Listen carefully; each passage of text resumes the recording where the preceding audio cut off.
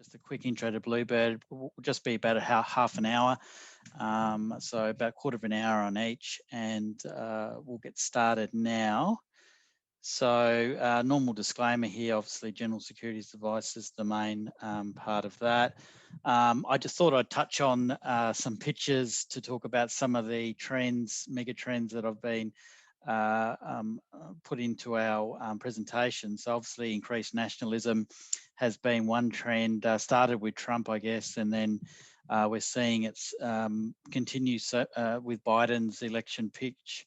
And also we're seeing in China increased, I guess, return to their communist policy and agendas more in China, and Brexit, of course, with the UK leaving Europe. So there does seem to be a short-term trend of nationalism, increasing nationalism away from globalism at the moment. We've also got a chart here about the massive increase in ESG assets under management, now surpassing US $1 trillion. Yes? I'm going to cut you off. Can you share your screen, because we can't see your slides? Oh, okay. Yeah.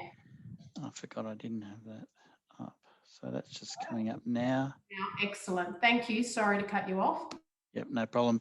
So the nationalism pictures here I've got of Biden and China and Brexit here, which I just mentioned. Here we've got the global ESG fund under management now surpassing 100 trillion. So this is big in that it has a bigger impact than government policy, because the amount of money now chasing ESG is forcing companies to address ESG policies increasingly in the top 100 and now out to the top 200. And so it's having a bigger impact than government policy, because the companies themselves are already changing, and it's actually putting the pressure back onto government. So this is a big deal, this amount of money that's being pushed into ESG, and increasingly you're seeing the industry super funds adopt these ESG policies also. So it's having a big impact. The technology theme, we of course we know about that, and the massive increase in the NASDAQ. It's been leading a lot of the indices, and technology certainly seems to be accelerating at this stage. And a chart here on the US public debt, headed for US 27 trillion now after Biden's recent budget stimulus, and the economy, US economy, is around 20 trillion. So it's headed for debt to GDP ratio of around 130%. So it's gone well past 100%. And we're starting to see bond yields creep at the moment. And the central banks are trying to keep interest rates down by their QE programs. But certainly public debt across the developed world and is becoming a pretty big issue.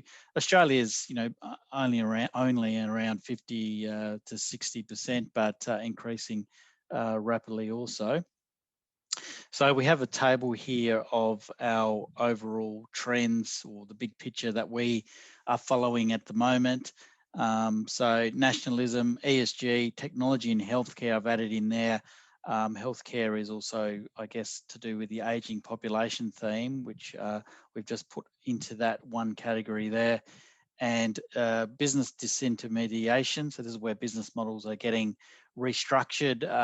One on technology, and two on COVID. With post-COVID, people are rethinking their business models a lot. So this has become an increasing theme. And then the debt overhang I've already mentioned. So just touching on these just briefly. We're seeing a more nationalistic environment, so pushing back from the globalization that we've seen over the last 30 years. People have pushed back to their own national boundaries to do with safety, I guess, on COVID, the restrictions that we're seeing, organisational benefits, financial benefits in terms of government stimulus, and the developed world generally is encouraging business investment to come back to their domestic economy and jobs, trying to have job creation in their own domestic economy. So there's been a pushback against global trade somewhat, and I guess a period of deglobalization is upon us at the moment. The other thing we're seeing is ESG. I've talked about that becoming an increasing factor, and that's, I guess, good for the environment, but also it's also to do with social conscience, what the companies are doing in the community, how they're impacting their stakeholders in terms of their staff, their customers, their suppliers, how they deal with the government, all their stakeholders. So we're really getting, it's moving, I guess, from the profit line to the triple bottom line we used to talk about back in the 80s or 90s, where the companies are now having to address more than just profit, a number of different issues, and given companies are so important to every economy, really. It's a key area of progress that we're seeing in this century, which I think is good for our kids and the environment generally. So that's a positive to see. The third one is technology. We're all aware of that. I'll just sort of touch on some of the themes that are coming through. Social media, obviously one. Streaming's becoming a bigger one. And that has a big impact on the media for free-to-air. Cloud is becoming a big area. E-commerce has been with us for some time now, but accelerating with COVID. Payments is a big system where we're moving away from cash to electronic payments, and we're seeing this buy now, pay later theme. Artificial intelligence theme starting to come through to do with speech synthesizers, automatic cars, search engines becoming more intelligent. Robotics is an area, particularly manufacturing and now supply chains. Drones becoming more popular and more uses for the drones. 3D printing, particularly for medical areas, is becoming a boom. 5G networks, we think, will have an increasing importance to do with the wireless networks allowing the mobility of a digital process away from, I guess, the NBN fixed lines will become important. And distributed ledger being another area in terms of open systems, ASX going to a distributed ledger for chess in a couple of years' time, and then of course Bitcoin being based on that technology. Disintermediation, what I mean there is layers of the old business models being stripped out and new structural changes coming through. So examples would be home office affecting our thinking around office blocks at this stage. Retail's already been impacted big time, bricks and mortar to online models. Branches are closing down their physical, the banks are closing down their physical branches and moving to online. We're seeing Uber come in and affect the traditional taxi system and now moving into food. Electric vehicles are going to have a massive impact on the traditional combustion engine and service station infrastructure. So that's going to have a massive influence and expected to have an increasing influence by 2030. So these are some of the business models. We've seen Kodak now gone totally out of business in terms of film because of digital cameras. And you can see there's massive changes with Seek and already at realestate.com stripping out the revenue from the newspapers, and they're having to reinvent themselves. So that just seems to be an ongoing theme. And the debt overhang I've mentioned, it's mainly in the public sector that's a worry. The private sector is also heavily indebted, but typically it falls on the public sector to bail out the private sector whenever it gets itself in trouble. So the debt build up in the public sector is the biggest problem, the biggest risk to keep an eye on. And that's where we are now starting to get to nosebleed levels in Japan already. Now the US, Europe's already at high levels in certain countries. And we're seeing China is not too bad, but it does have big build up in the private sector, and China's public government will be asked to bail out the state system, finance system, or the company system at some point. So you've got to keep an eye on both levels. And where does it all end with all these budget deficits and then increasing bonds and then supplier bonds and then the central banks printing money to buy the bonds, hold the interest rates down? Where does it end? In the short term, everyone's thinking inflation because it's just so much of a step up in the budget deficits and the public debt just at the moment. But long term, it seems that Japan would suggest that we end up with a sort of low growth, low inflation environment, ironically, as that leverage pulse fades and the debt has to be rolled. There's a big debt burden, and it actually acts as an overhang on growth. And we seem to see demand fade as the leverage that people have been using fades. They can't go again on the borrowing, and supply seems to be in oversupply. So we end up with a deflation pulse ultimately. So this is what we think will occur over time, is that the Japan situation will reassert itself after this short-term inflationary pulse. So how do they impact our actual investing? How do we bring this in? Now, we bring it in when we do our portfolio construction. It comes in after the bottom-up process, which is our quality, value, momentum process.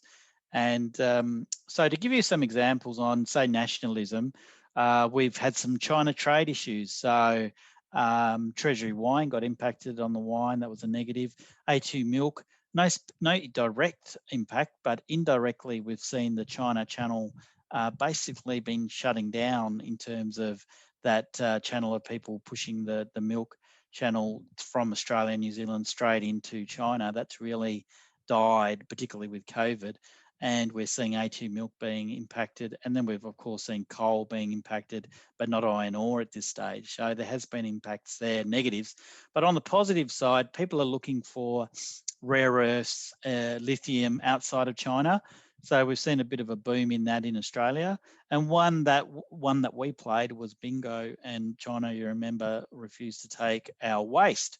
And there's now going to be a boom in waste and recycling in Australia. And we had bingo for that theme, and indeed they've already got a takeover offer at $3.50. And then another theme would be that because of the US as being anti-immigration under Trump, there's actually been a redistribution of Asian students to Canada, Australia, and the UK. And education before this COVID came through was absolutely booming. So we had IEL, which is IDP education, on that theme. So that's examples of how you can play these nationalism themes. And we do think that the Indian Asian theme will come back when COVID vaccine starts rolling out. And we think that Australia will start to get its immigration levels back up, particularly Hong Kong students coming back in again. So it'll probably be a key growth area in the future, is that the immigration taps will probably be turned back on at some point. On ESG, we are wary on fossil fuels. So we've been moving out of coal, oil and gas, and we're now totally out in our portfolios. We removed Woodside at around $32, and it got down to 20, and now trying to get back. It's around $26, but we've been urging people to get out of fossil fuels on this rally. We're also not in insurers. We haven't been in insurers for a long time. They just keep getting hit by major climate events, whether it be bushfires, hailstorms, flooding. The sea levels seem to be rising and impacting the coast. We've had now COVID, in fact, also pandemics. The insurers are on the hook for business disruption. So they just keep getting whacked with types of events that seem to be related to climate change and human population. And so we stay away from insurers totally, and they have been underperforming. And then on the flip side, we're trying to find opportunities for ESG, but unfortunately there's not much in Australia because we're a slow adapter because of our government's reluctance to adopt ESG because of the coal industry in Australia. So, but look, there's opportunities, we think, in copper and nickel because they're more important for electric vehicles than a lithium, but the lithium is important for the batteries. So there's three areas, and we'll keep looking for opportunities in those sectors. Technology, we're wary on the buy now, pay later area. We think it's a bit of a bubble, but we are finding opportunities in other emerging frontiers like artificial intelligence. We've got Appen. Cloud computing is becoming more important. We haven't really moved into that, but many of our technology stocks are adopting cloud software as a service. For instance, Technology One are moving to the cloud. Pro Medicus is an imaging software using cloud streaming type technology. So we are moving into that area. Disintermediation, how do you play this? Well, you've got to avoid the losers. So we don't have much retail shopping centre. We still have some office exposure. We're not totally giving up on that theme as yet, but we are keeping a close eye on it. There'll be some impact on credit cards from buy now, pay later. An interesting one is the corporate advice model in planning. Will that go out the door? Because people are now seen to be moving to specialist business models, specialist licensing, and because of that, we had Netwealth over a couple of years ago because it's a specialist platform independent of their banks, and that's proven to be a good play for us. That's nearly doubled. Other areas we've had is industrial property, which is a winner out of the e-commerce theme, where people are moving to, they need more warehouses to be able to stock the goods closer to the suburban areas. So industrial seems to be a winner at the expense of shopping centres. And telco is a new theme where we're bullish on Telstra because we think 5G is going to become an increasing important technology, and that 5G will not just be mobile technology, it'll be wireless broadband technology that will be important for the home and for various applications, be it cars or whatever it is using 5G networks. So we're bullish on telco, to give you an example. And lastly, debt overhang. Well, what are the issues there? Well, obviously, we now got all sorts of issues in the short term on rising inflation. Bond yields are rising. We're seeing bond funds get hurt. So the 60-40 strategy now is very high risk, because if interest rates or inflation rise, equities could possibly get hit, and also bond funds get hit. So the whole portfolio could be at risk. Because so 60-40 strategies have now become higher risk than they used to be. But the Japan experience says over the long term, we could actually be headed for low growth and deflation. So it's a very confusing time, very hard to read. Our view at the moment is we're short-term bullish, but we're long-term bearish, and we're expecting a low growth deflation environment to reassert itself eventually. So that's why we're bullish on things like gold at the moment, despite gold being out of fashion just in the short term. So that's how we play it. We do have gold exposure in our portfolios, and we're wary on bond exposure. So we've been moving to composite bonds and moving to floating rate exposures rather than long duration pure bond funds. I'll cut over to Bluebird now as to what Bluebird, really quick intro to what Bluebird does and how we're rolling out onto platforms like FinClear. We are basically, my history was with Lonsec before Bluebird, 11 years there, running their direct model portfolios. Before then, being a fund manager with trustee companies at Tower Trust, which is now called Australian Executive Trustees, and IWF Trustees, which was a part of IWF. And essentially, I've been involved in Australian equities, but also ETFs and hybrids. So that's really my specialist area. And I've now got my own license after leaving Lonsec. So really rolling out our portfolios to financial planners.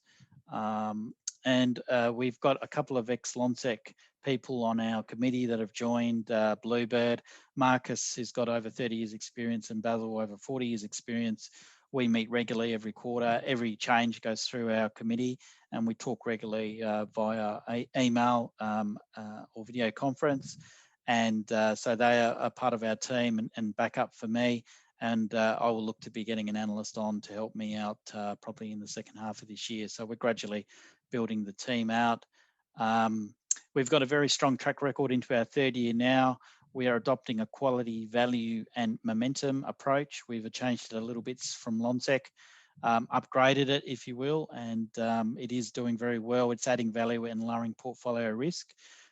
We have industry-leading performance, actually, which we're slowly sort of getting out to the market, because we can only really take on, I guess, sort of 5 clients at a time at the moment. So we are slowly rolling out, and we're really supplying top quality performing portfolios at a very reasonable price. And we're only 20 bips on FinClear, which is very attractive. And we're doing that deliberately to have a very low cost structure using our modern business models, where We have a serviced office in the city and a home office. Not many staff, a very lean structure, and using technology where we can. So we have a very modern business model, and we're focusing on what matters, which is investment returns and keeping the risk low. So all our betas, we're running well below 1 at the moment, which is really very strong. And the income portfolio too will soon be under 1. So we are getting those risks down, and we did hold up really well during the correction back in March 2020 last year on COVID. The portfolios that we have been running for the last 3 years are high growth, core and income being flagship, but high growth being spectacular performer. They're all in the 200, so we keep them out of the small cap land. They're basically large cap and large cap to mid cap in the top high growth. And this is good for your PI, good for your risk of your portfolios. We don't have small caps. And we're keeping you in the liquid end and also the lower risk end. And yet we're producing performance which is ahead of emerging leaders and ahead of small cap portfolios. So we're on a risk adjusted basis superior. And we have got some good yields there, particularly with the income portfolio.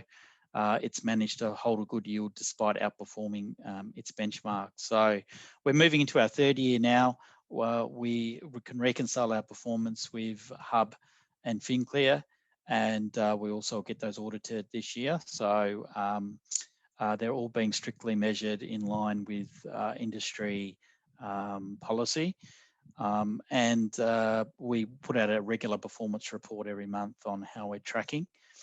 And we also have some parameters here about the different descriptions of what they are there. We've got a new portfolio, ESG portfolio, which we just rolled out. We've got some ESG filters, which we've developed, and we've got more information on how we do the ESG tracking in a separate presentation, but that is a new portfolio we've rolled out. We've got 15 stocks in there. It's essentially a core portfolio with ESG filters.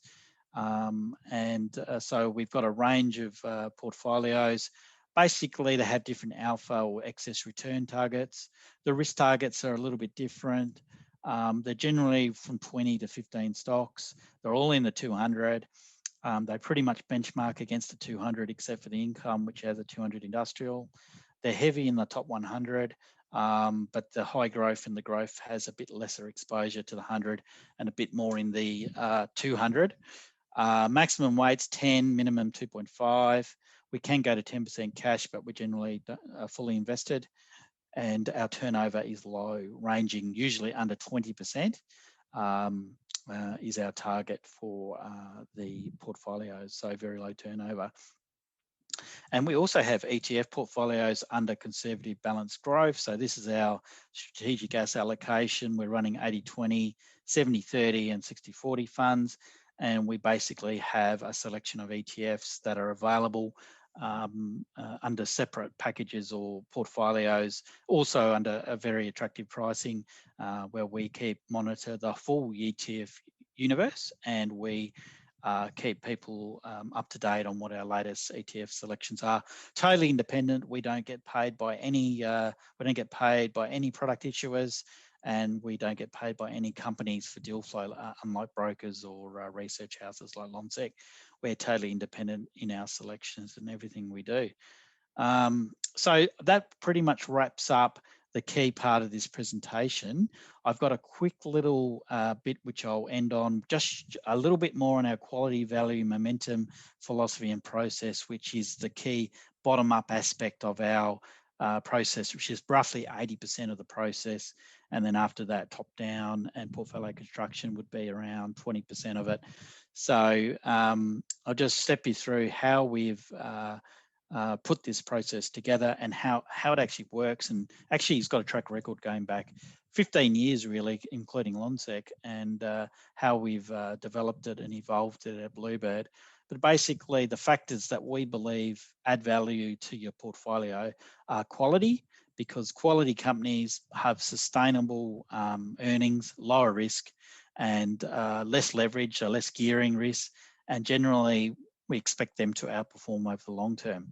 But if you have a high quality stock and you pay too much for it, you're not going to make money. So we have a value filter, which we think is important to keep us out of expensive stocks that don't really have fundamentals. So we don't have Afterpay and Zip and these sort of stocks that don't have earnings. So unlike a growth manager, the value filter will keep us out of the high risk end. And unlike a value manager, the quality filter will keep us out of the poor quality that a lot of the value managers end up going into. So we'll stay out of engineers and airlines and steel companies and all these cyclical poor quality sectors we just don't touch. So building materials, out of all that. So essentially our quality value just keeps us out of that trouble and keeps us in the best end of town. And then we've added a momentum filter just to get our timing a little bit better on the exits, to alert us when a stock is losing momentum, but also when a stock is gaining momentum. For instance, Telstra at the moment is gaining momentum, and a stock we've had losing momentum would be the ASX. So it's a stock that we've got a close eye on at the moment. So example of stocks and how the momentum filters would work. Our capital protection measures are built into the process. So the quality and value process tends to have good defensive qualities. We diversify the portfolios. Our defensive stocks, if you look at them, are quite high. So we have around 50 to 60% of the portfolio in defensive stocks. We do use some gold exposure in both our ETF and our Aussie equity portfolios that we use that generally does well during bear markets. Or when there's problems in the economy or share markets. We usually see gold go down at first, but recover really quickly post some sort of crisis. And then we can go to cash if need be up to 10%, but we rarely use that, but it is available there. So that's how we protect the downside, and that's how we get our betas down to 0.8, 0.9 we're running at the moment. The process here is 4 parts. I'm really only talking about the first part here. I don't have time to talk about these other parts, but they're the sort of things that we get into when we talk about ratings and we go through people's due diligence. But I'll just talk quickly about how we break down the 200. We do the quality rating, gets us down to 133 stocks out of the 200. We apply the value filters, gets us down to 50, and the momentum filter gets us down to 35. So we've got 33 stocks on our list at the moment. We've got a very thorough quality process of 9 factors we go through, and we rate every single stock in the 200. In fact, we're out to the 250 now, and we've built a database on the 250, and you've got to be scoring over 70% to be in our universe of quality stocks. And if you're under 70, we can't invest in that stock. So that's our first filter. We've got a snapshot of a database here of what it would look like. This goes on for 250 stocks, you can imagine, and we've got all the scoring there, and we can filter it how we like. We've got a value filter where we look at each gig sector. This one here is the consumer staple sector, and we're looking at it visually, how they sit on multiples and growth, and we can see what's expensive and what's cheap straight away. And then we go in and do a further test, and we build our own internal rate of return models to work out value, and that's how we work out value for a lot of our stocks. That's our key model, and we have models on around 40 to 50 stocks. We have momentum assessment using trends and relative performance, whether they're outperforming or underperforming, and the momentum of the stock and the overall trend. So that's some of the things we look at to assess the momentum. And then we produce research report covering all those research that we just talked about. We've got 33 research reports for 33 stocks at the moment on our website. And look, there's 3, that's just the first part really. We go on to another 3 sections, and I haven't got time for that, but there's another 3 parts to our process. So it's a very thorough process, and we've developed that over 15 years.